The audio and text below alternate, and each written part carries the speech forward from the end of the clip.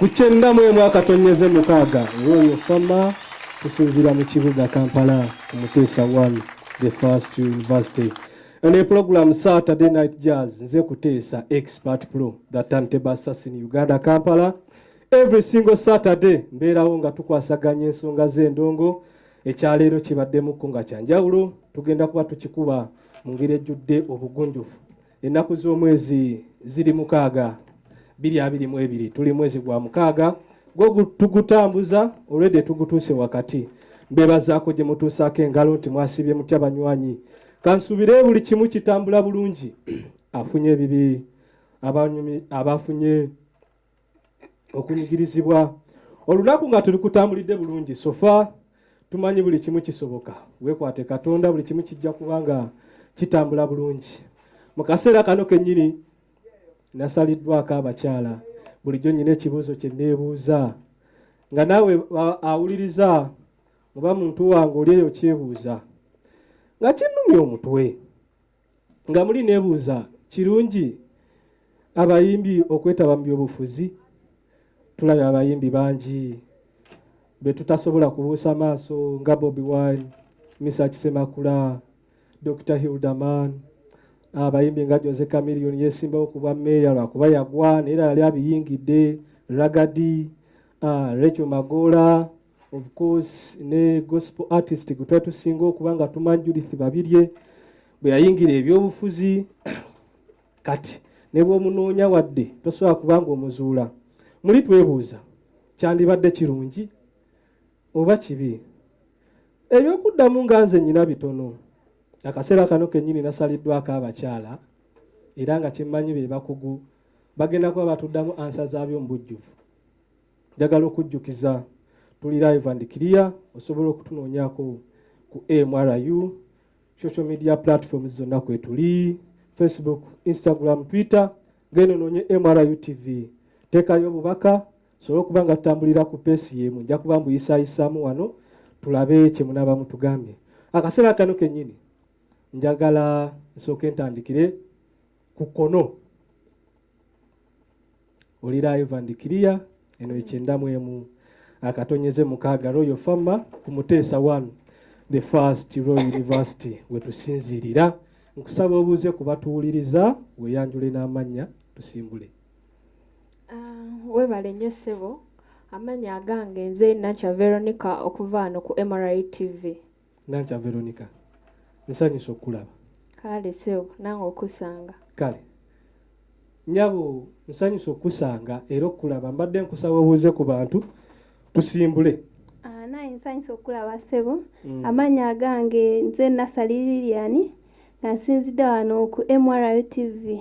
Subira nfunye abantu abatuufu. Kirungi abayimbi okwetaba mu byobufuzi. Kati nganze kyendaba kyandibadde kirungi abayimbi abamu kabawulira nga balina interest y'okubeera okugenda mu politics ne bagenda. Naye ate music industry ngaffe abaagala music ffe baba tuleseewa.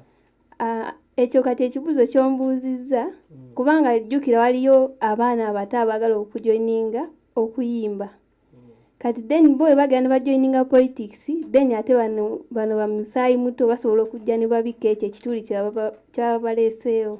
Kyogamba mu bantu bonna abalina okuyingira politics abayimbi bandibadde kuba tubamanyi ng'abantu tukuze tubalaba abanywi banjaga banywa omwenge si bonna naye abasinga element gye tubalabiramu. Golowooza anankakasa atya okumulonda nga n'omuntu gwe ngenda okulonda mbadde nga mumanyi emabega nti ye nga ye talikkiriya. Anti abantu bakyuka obulamu bw'abantu bukyuka mu biseera ebyenjawulo kati oyinza okulaba leero nti leero Kuteesa musanze munywi wanjaga naye ate ne wayitawo omwaka gumu n'omusanga ate ng'akola mu ofiisi ya profesa kati ne babuuza ebintu bizze bikyukakyuka bitya. Kyogamba gwe nga gwe wandiwagidde omuyimbi ayingira ebyobufuzi. Ezo omuyimbi wabanga alina interest ng'awulira asobola nze muwagira ave mu kuyimba agende mu politics. Naye ate abayimbi kuva ne bujja twabamanyi nga nti batono abasomye poziko kati abazzeeyo ne basoma. Politics yeetaaga omuntu nga ebitabo biriko kale osanga omuzungu alasobola kukola statement ya bigambo 40 mu luzungu negga omuwagira agende mu palamenti afuge agenda kwogera ki nga tebateesa mu Luganda? Nedda omulembe guno abayimbi abasinga basomye. Kizibu nnyo okusanga omuyimbi nga tasomyeko. Abantu abayimbi abali bataasoma be bali abayimbanga kadongo kamu oli owedde yalingamu ennyimba ez'okubuulirira. Naye kati abayimbi abe tuyina kati buli omu era agamba nze artist ndi mu senior 6 artist bantikira artist nina certificate mu kino kati awo kiba kimwanguyira n'okujoininga politics. Kati gwe kyogezaako okugamba kuba bangi tubalabye abagenzeeyo naye n'obusobozi bwabwe tebukola ki tebumala. Ensonga enkulu si kuyingirayo nti tuyingidde ebyobufuzi gyali naye kikyagenda okuwa abantu. Music industry sigamba nti sente ze zibatwalayo kuba ne mu industry sente bazifuna. Ekikulu ekibatwala mu politics si ssente. Ebiseera ebisinga ne mutima bawulira nga ebyokuyimba takyajaayo. Waliyo emyaka egituuka ng'olaba ekifo mwokolera emyaka gyo tegikyajaayo bulungi. N'agamba kansayo ngende mu politics at least osobola okukola ki? Osobola okukwasaganya embeera yaayo. Okuyimba kugaanye gwe olowooze nti ogendagenda mu politics? Okuyimba okuyimba kwogera eri bantu. Then ne politics era oba oyingiridde ki? Kwogera eri bantu. Then kati ababeera nga awumuzzaamu kode ate n'atandikira waakomi. Naye wano nga takozesa nnyimba ng'akozesa bigambo. Ebintu biri bibiri. Okuyimba talent. Si weewaawo? Yes, sir. Politics si talent. Osobola okumusoma n'omutegeera. Ebintu ebyangu okukola kyekintu nga okina by talent kikwanguyira. Kati ovudde mu kintu kyozaaliddwamu ky'olinamu talent nti ngenda tuula ku makya eddakiika 2-3-5 nga njiyiza oluyimba nga lutadde mu bantu baluwuliriza. Ogenze mu field eyeetaaga okunoonyereza eyeetaagamu amagezi ag'enjawulo. Kuyiga obuyizi golowooza kiba tekigenda kukukosa. Anti olaba kakati n'okuba omuyimbi yennyini okufuuka omuyimbi fine aba alina muli mu mutima nga yeewulira asobola naye ate era agenda n'ayigirizibwamuko ebintu ebimu. Tamala gava eri n'agenda n'atandika kuyimba. Agenda ne bamusomesaamu nti wano otuuka okuyimba wano wooti wano wooti bw'olina okwogera otuuse ku stage bino by'olina okukola ng'olimu ogenza okulikodinga oluyimba. Kati naawo ne mu politics wafuna omuntu ate asobola okusinga ye. Asobola omutendeka n'afuuka omuntu ow'omulembe ate asobola okugasa eggwanga. Yambala mu bigere by'abawuliriza oba abantu abo omuyimbi bagenda okukiikirira. Tukuze tumulaba talina makulu, ayambala bubi, alina ebintu by'akozesa. Kati ngenda kujjawo omutima nti omusajja yaze yeesimbyewo kangende mulonde. Kuba twagala omuntu agenda okugamba nti oyo ye MP wa Gindi, oyo kansala wa Gindi nga kituufu mwasaanidde. Golowooza bukugu ki bw'ogenda okumuwa okukozesa ayingira ebyobufuzi. By then akyukirewo ekiba kizibu kuba ebbanga lyonna lyabaddewo. Abadde amanyikiddwa nti mweyo kategole mwagwa. Kale kigenda mwetaagisa bbanga ky'okukyuka. Naffe abawuliriza oba naffe abagenda omulonda tukyukirewo tugambe kituufu omusajja asaanye atufuge. Nedda ensonga y'endabika y'omuntu ebiseera ebisinga okutojajinga muntu nga bw'omulaba. Ayinza okuba nga already akozesa ebidagaladagala ebyo anwana omusanga nga yagudde eri naye ate nga mu bwongo ayinamu obwongo kale obusobola ozimba eggwanga. N'ajja bulungi n'agamba nze nvudde mu kuyimba nvudde mu kukozesa bino na bino nsazeewo mbeera omuntu ow'eddembe agenda oteeseza eggwanga lyange. N'asalawo omulimu mutima n'awulira nti ebyokuyimba abivuddeko ebyokukola ebitagasa byonna abyesonyiye. N'asalawo akole ekyaweereza eggwanga. Era gw'ogamba obawagidde bagende mu palamenti nze mbawagidde bayingire politics nze nga nze mbawagira. Obawagidde. Kale okyali wanjawulo okubanga weekuumidde ku 96 akatonyeze 6.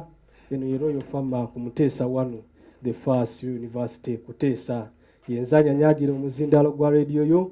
Mbebaza mwenna abasodde okubanga mutwegattako abali ku social media platforms zaffe zonna. Obubaka mbulaba ngenda funa obudde nsoko okubanga mbuyisaamu.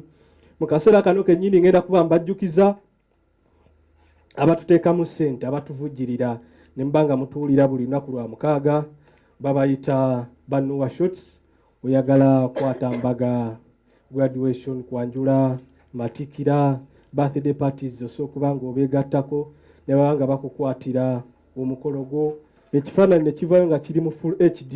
Osobola bakoonako ku 0758 45 385 0708 45 385 bewanuwa shots abatuteekamu ssente ne mbanga mutuwulira buli lunaku lwa mukaaga. Tuli mu Saturday night, nze kuteesa expert pro. Kakati Nankyaveero, Yes, sir.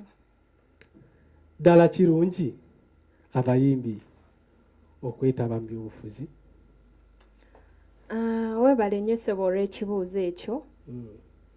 Nze ngamba abayimbi bandisigadde mu by'okuyimba ne bateegatta mu byabufuzi. Basigale mu ndongo yaabwe. Basigale mu ndongo baleme genda mu byabufuzi. Kuba ekituufu tebabisobola. Tebabisobola. Naye era tulabyeko abagenzeyo mu byobufuzi ne baba successful. Kuba tulina live example.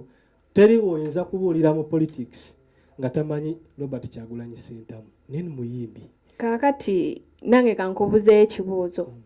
Omukulu Katolu Bwama we yagenda mu byobufuzi yabayamba ki? Katolu Bwama yagamba agenze kulya naye talina kye yayamba bantu. Naye nga yabagamba. Kuba ebyobufuzi ebyobufuzi bya Uganda 80% okukola kutono. Buli omu agenda kulya. Kuba osanga mu music industry nti mu ndongo temukyali ssente. Abantu baba bakusindise kulya oba kugenda kubayamba ku bizibu byabwe. Ate era n'abakolayo n'abaluddeyo era okukola kuba kutono. Nze ngamba abayimbi basigale mu ndongo ebyobufuzi babirekera abalala. Kuba abamu tebaasoma na kusoma. Ogenda tuuka mu byobufuzi bakusabe empapula eziraga nti oba wasoma nga toyina bipapula.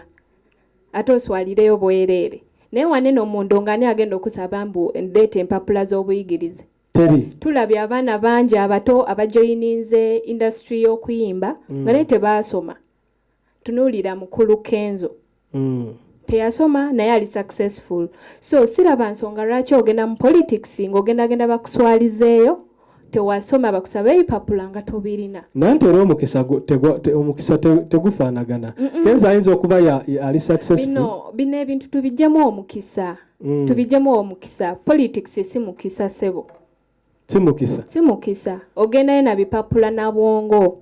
Naye kati okuyimba bibyo tewali agenda kugaana. Naye obwongo nsobola okuba nga mbulina kuba omuntu atula wansi mu dakiika 5 nga nnyimbi nga njiyiza oluyimba ne lunyumira abantu. Ki ekinema mu paalamenti? Ekisooka abamu bagenda mu politics nga bagenze funa ssente. Nga balaba ebyokuyimba bibalemye bagende bakube ppanya. Naye ng'ate gye bagenda naye tebagenda bisobola. Bagenda tuuka mu parliament batuule butuuzi tebalina kye bagenda yamba bantu. Batuule balinde mu kakuulu balinde omusaala gw'omwezi babateereyo ku account nga naye tebalina kye bayambye bantu. Ne wano osobola obeera mu ndongo yo n'oyimba by'oyagala n'ofuna abawagizi. Naye ate kuba omuyimbi aba ne audience, omuyimbi aba n'abantu abamukkiririzaamu.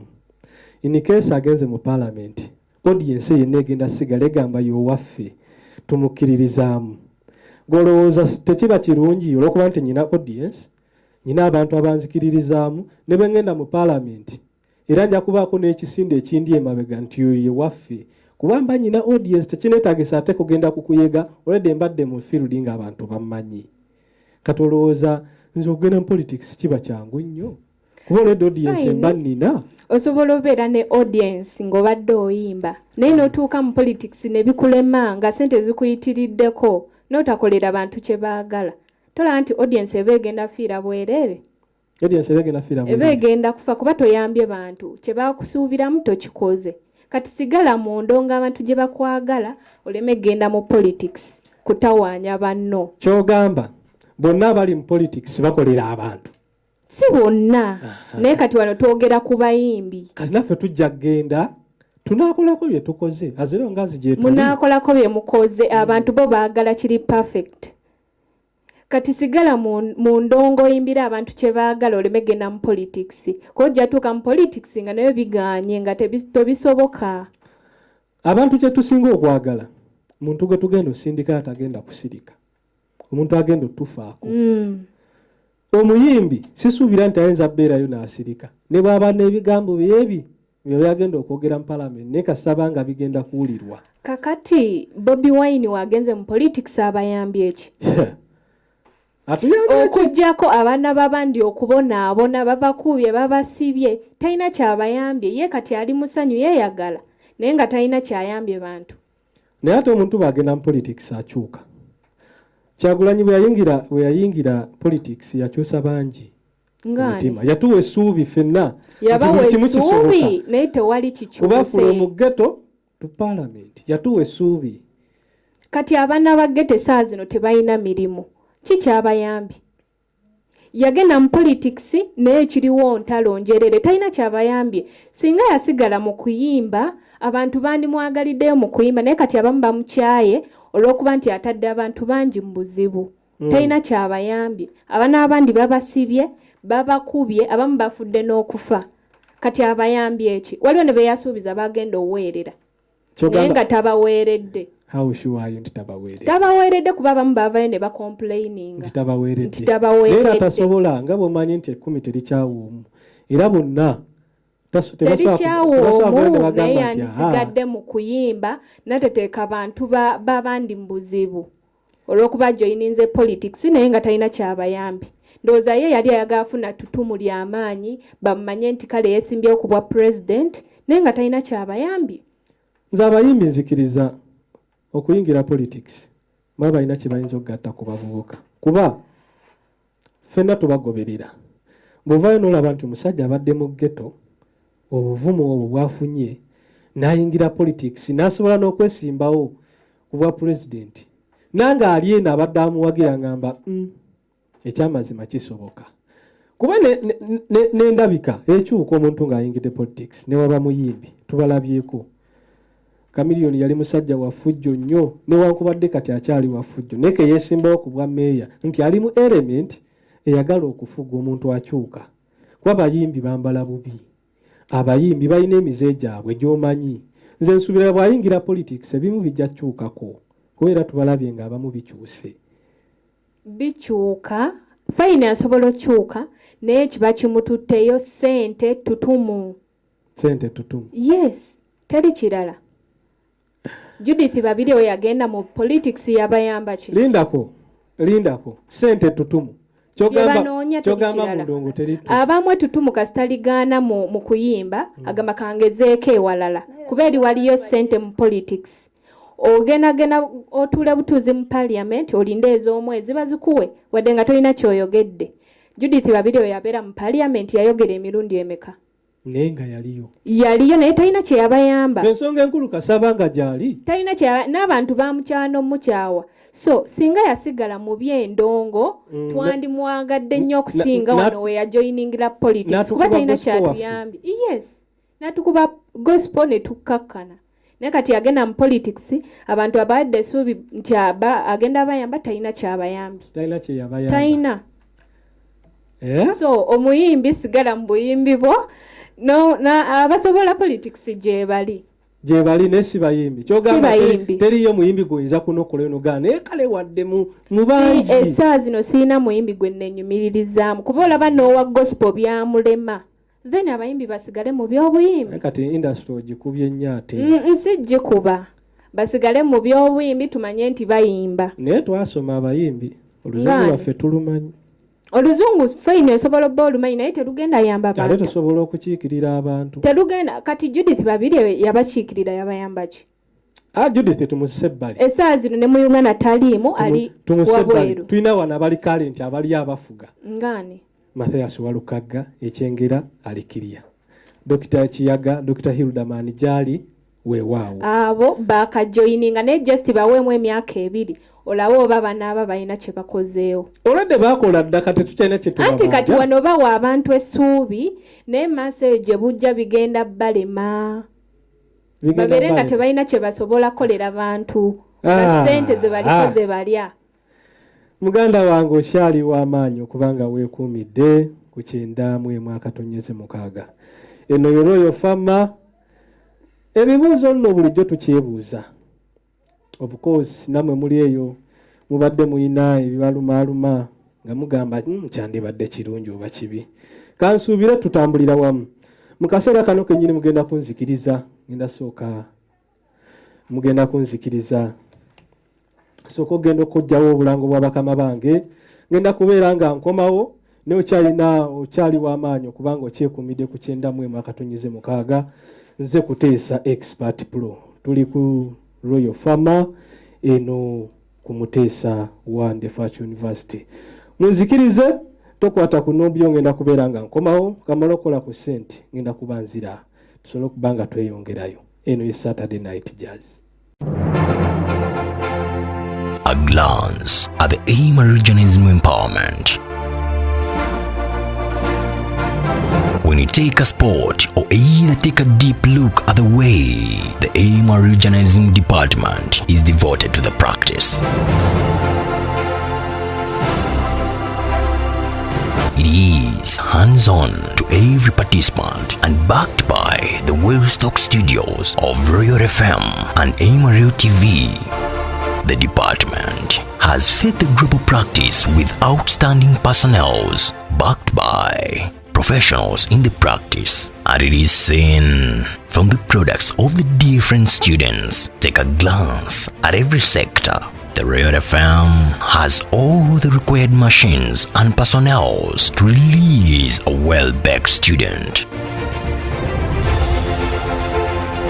The Emerald TV now has some of the most competitive programs in the media world. It is Muteesa One Royal University Journalism Department.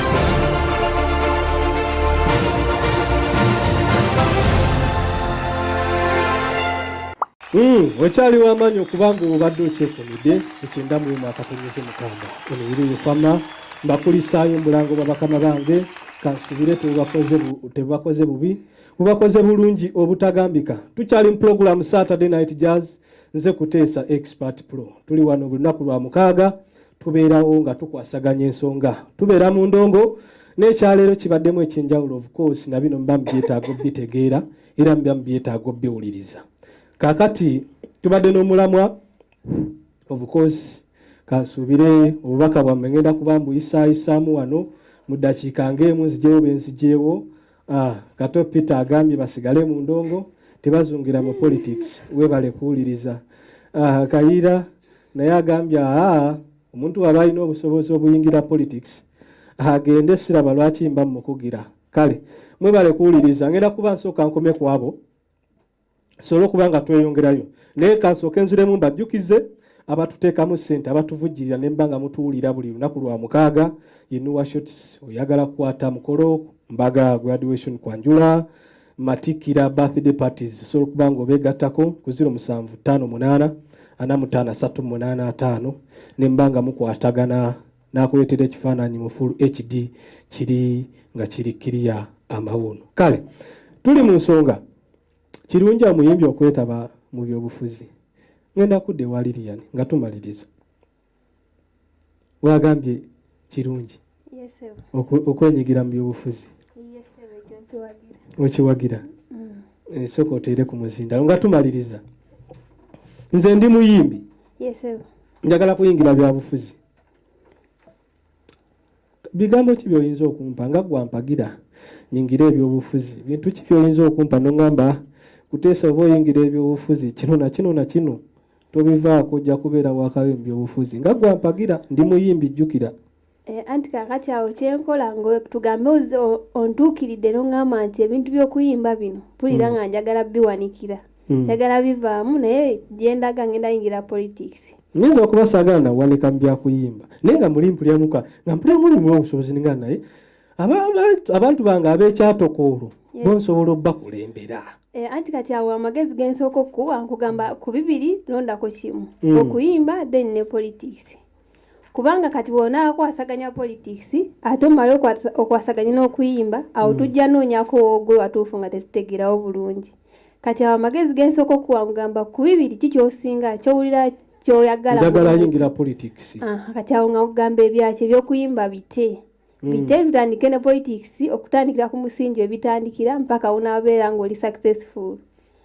Bugambo ki bwoyinza okusibirira omuyimbi agala okuyingira politics? Omuyimbi oba nga mukyalo oba nga musajja yena kyesooka omugamba kubeera na mpisa. Kuba bw'oba tolina mpisa tosobola kwogera mu bantu. Kyogamba okubeera n'empisa awo politics oba omumaze? Anti abantu abasinga betufeesinga mu politics si be bano ate betufeesinga mu bivvulu. Bagenda kuyimiriza bakutute mu conference abantu babitiibwa kati eri mu bivvulu osangayo bano abazze ayakuza amaviiri tategeerekeka talina wagenda kunenyeza. Ne wano mu politics bajja kusimba mu bantu oyambadde damage bo bali mu masuuti. Kati awo tulaba nga empisa zirina okujja okwolesebwa mu politics. Kale ekitegeeza bwe mba nnyingira ebyobufuzi ennyambala nyina okyuka. Ennyambala ekyukira ddala okuva eri mu bino ebya damage noyambala nga. Abantu bantegeeredde ku kuteesa oli omukadde. Anti kati osazeewo okukyuka kuvamu oli kuteesa oli omuyimbi oyingire kuteesa ono wa politics. Kati nga olaba Kyagulanyi bwe yakyuka nadda mu politics eri ennyambala yagivaako n'enviiri n'azisala. N'aba ng'ajja mu society ya politics. Kale, Madamu Nankya Veronica, nga tumaliriza. Esebo. Ogamba omuyimbi asigale mu ndongo ye. Tazungira muki? Mu politics. Omuyimbi asigale mu buyimbi tazungira mu politics. Kuba ekituufu tebabisobola. Bagezaako kutema kkubo basobole obeera successful. Yes. Ne mukuyimba se bade successful. Nedda sebo. Kati twala Judith Babirye ebyokuyimba yali yabiwumuzaamu n'ayagala ateme kkubo alaba walala wanava ssente.